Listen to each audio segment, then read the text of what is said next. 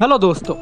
इंसान जब तक जिंदा होता है तब तक उसे बड़े प्यार से रखा जाता है, लेकिन जब वो मर जाता है तो उसका नाम और उसकी पहचान खो जाती है और वो सिर्फ मुर्दा कहलाता है।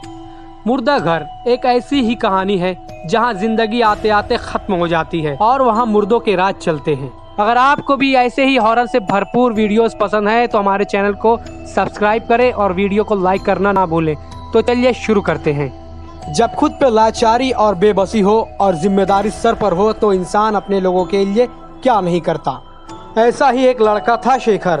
ज़्यादा पढ़ा लिखा ना होने की वजह से उसको कहीं नौकरी नहीं मिली। दर दर की ठोकरें खाकर वो अब थक चुका था। उसको जिल्लत सहने की अब आदत हो चुकी थी, लेकिन मजबूरी ने उसके हाथ बांध दिए थे। एक दिन वो काम की तलाश में निकल पड़ा। उसका एक दोस्त पास ही के सरकारी दवाखाने में सफाई का काम करता था। उसने अपनी कहानी शुभम जो दोस्त है उसको बताई। शुभम ने कहा कि मैं जहाँ काम करता हूँ वहाँ चल मेरे साथ, शायद कोई काम मिल जाए। शुभम शेखर का बहुत पुराना दोस्त था। कभी एक गांव में साथ घुमा करते थे।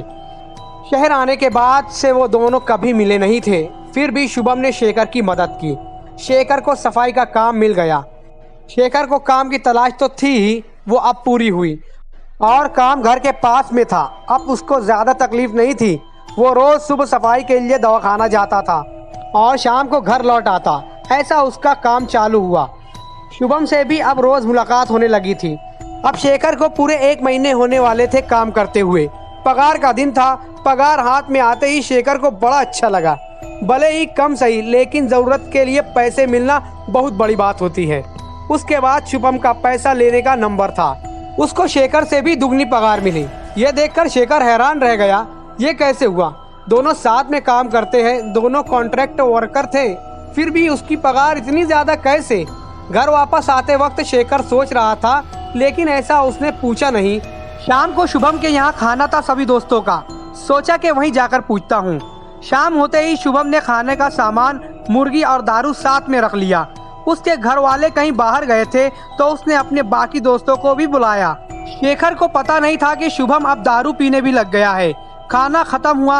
अब शुभम के सभी दोस्त दारू पीने के लिए बैठ गए, शेखर को छोड़कर।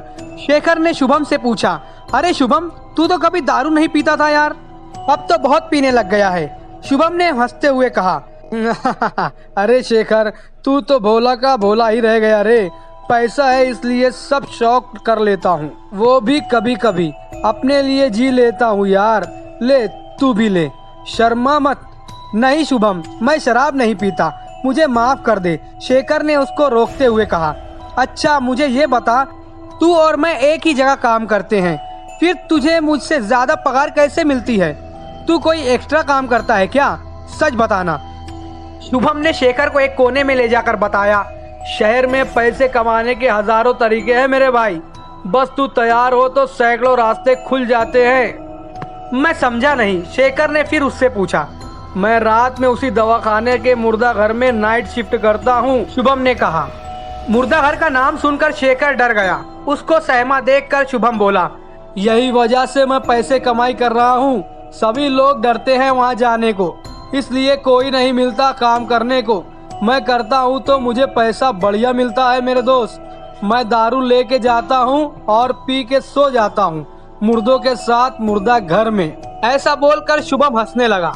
पार्टी खत्म होने के बाद सभी लोग घर चले गए और शुभम रात की मुर्दा घर वाली ड्यूटी पर चला गया। शेखर अपने घर जाकर रात भर मुर्दा घर के बारे में सोचने लगा। अगर वो भी ये काम कर सके तो उसके कितने सारे अधूरे अरमान पूरे हो जाएंगे, पैसा आएगा, सभी घर वालों को भी वो खुश रख पाएगा।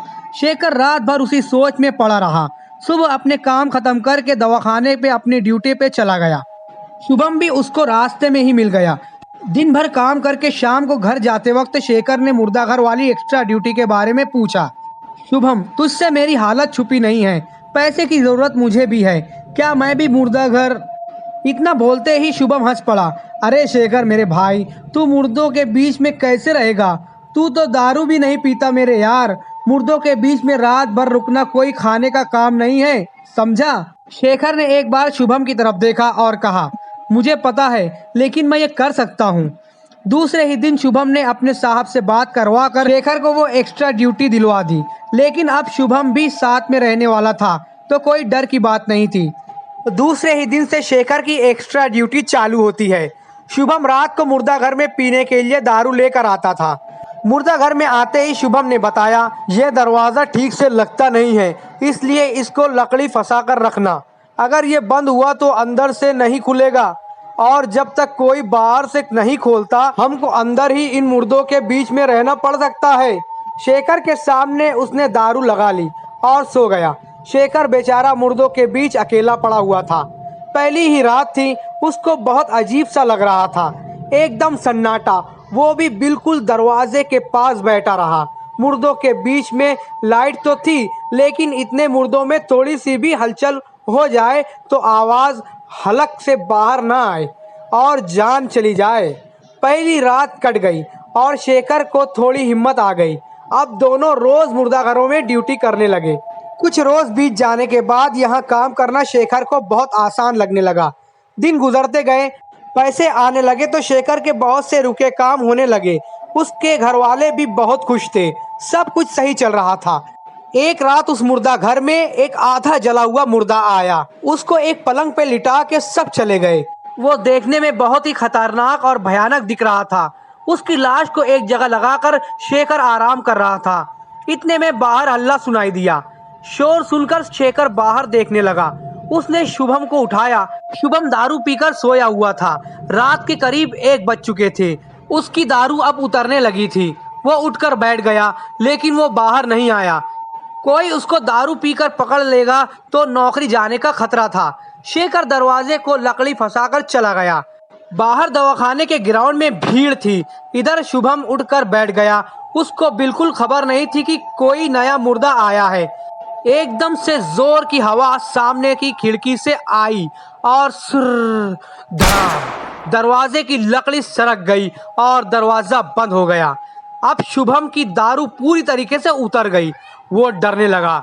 एकदम से एक पलंग से कुछ हिला, ऐसा महसूस हुआ। शुभम पूरे पसीने से तर हो गया था। वो उठकर देखने लगा। मुर्दाघर बहुत बड़ा था। उसने चारों तरफ देखा, कुछ भी दिखा नहीं। अब कुछ ज्यादा ही हलचल दिखने लगी थी और वो जला हुआ मुर्दा पलंग पर उठकर बैठ गया। वो भयानक आवाज सुनकर इंसान की रूह तक कांप जाए। उसके शरीर से खून निकल रहा था। फर्श पर खून टपकने लगा। बहुत जलने की वजह से उसकी चमड़ी लटक रही थी। उसकी एक आंख भी फूट चुकी थी। वो इतना जल चुका था कि कई जगह हड्डी तक दिख रही थी। ऐसा डरावना रूप देखकर शुभम के तो होश उड़ गए। वो सब कुछ दिल दहला देने वाला था। शुभम चिल्लाने लगा, कोई है, बचाओ मुझे। जोर से दरवाजा ठोकने लगा, लेकिन उसकी आवाज सुनने वाला कोई नहीं था। वो मुर्दा उठकर चलकर शुभम के करीब आने लगा।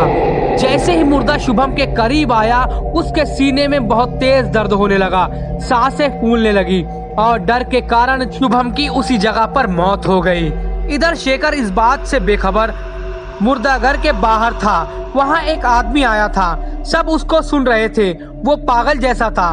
वो कह रहा था, साहब, जो अभी लाश यहाँ आई है वो लाश नहीं, एक जीता जागता शैतान है। वो लाश जिंदा है साहब, उसमें शैतान समाया हुआ है। वो जहाँ जाती है वहाँ मौत ही मौत होती है साहब। वो विनती कर रहा था, लेकिन पागल दिखने के कारण उस पे किसी ने ज्यादा ध्यान नहीं दिया और उसको वहाँ से भगा दिया। शेखर को एकदम से याद आया कि शुभम अंदर है। वो जल्दी से मुर्दाघर पहुंचा। दरवाजा बंद था। उसने झटके से खोला और सामने देखा कि शुभम नीचे गिरा हुआ है। वो लाश अपनी पलंग पर ही थी। उसने शुभम को उठाना चाहा, लेकिन वो उठा नहीं। शेखर ने डॉक्टर को बुलाया। उसको देखने के बाद डॉक्टर ने कहा, शायद इसको दिल का दौरा पड़ा था, ये मर चुका है। शेखर एकदम सुन्न हो गया। उसका दिल भी जोर से धड़क रहा था। वो जो बाहर पागल आदमी चिल्ला रहा था, शायद उसकी बात सही थी। बाद में उसका पोस्टमार्टम किया गया। 2 वार्ड बॉय शुभम की लाश मुर्दाघर में लेकर आए। शेखर डर से सहमकर दरवाजे के पास ही खड़ा था। जैसे ही शुभम की लाश को एक बेड पर रखा जाने लगा, तभी उसकी गर्दन शेखर की तरफ मुड़ी। शुभम की आंखें खुल चुकी थी। उसने शेखर को एक नजर देखा और एक शैतानी मुस्कान उसके चेहरे पर आई।